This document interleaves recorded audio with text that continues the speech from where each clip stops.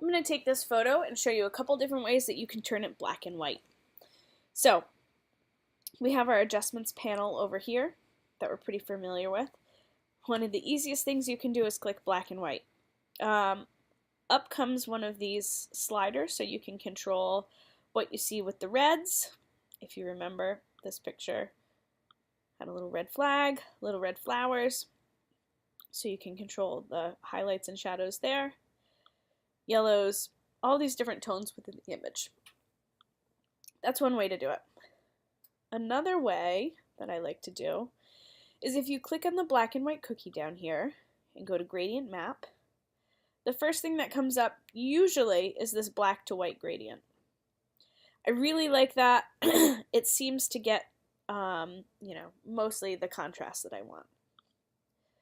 The worst way to do it is if you go into hue and saturation and knock the saturation down. It ends up being flat and it doesn't look like it has any pop to it. Remember, we want to grab our viewer's attention.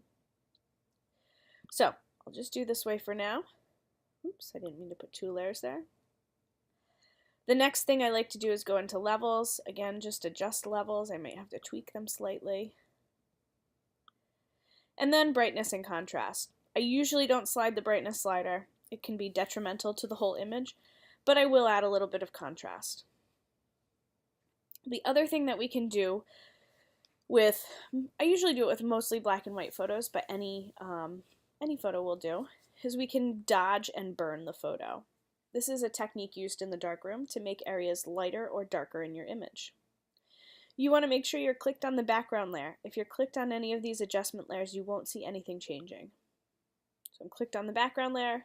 I'm going to go to this little hand over here. It's the burn tool. It'll make things darker. And what I can do is take the burn tool and just lightly paint around the edges. This is called a vignette. And a vignette will help point your eye to the middle of the picture. We want our exposure to be around 30%. And we don't want to go too heavy. This is even too much of a transition here. If I go at 100% and just start to paint in, it looks too drastic. It's too dramatic. I don't like how it looks. The other thing that you can do is if you click and hold, the dodge tool looks like a little lollipop. Again, I can make it bigger or smaller by using my bracket keys. And you can go and paint in over darkened areas to make them look lighter and pop off of the page just a little bit more. And this will help bring out your image. So there you have it. That's how we can edit a black and white photo. If you wanted to add a little bit of noise to it to give it kind of an old look, you can go into add noise. You're not going to see too much of a change. There we go. You can see that now. It looks like it has a little film grain and like it's an older picture. Even more so, if we wanted to, we could find a texture photo. So maybe cracked photo texture. Images. Save this image.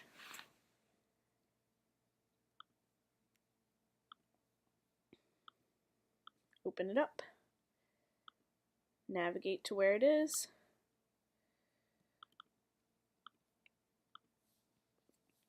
This is a little small, but it's going to be faint. So you could drag this in here, hit Command T, spin it around,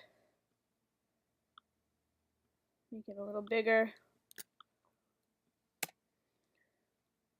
And if I go to where it says normal and click overlay, and then I can lower my opacity.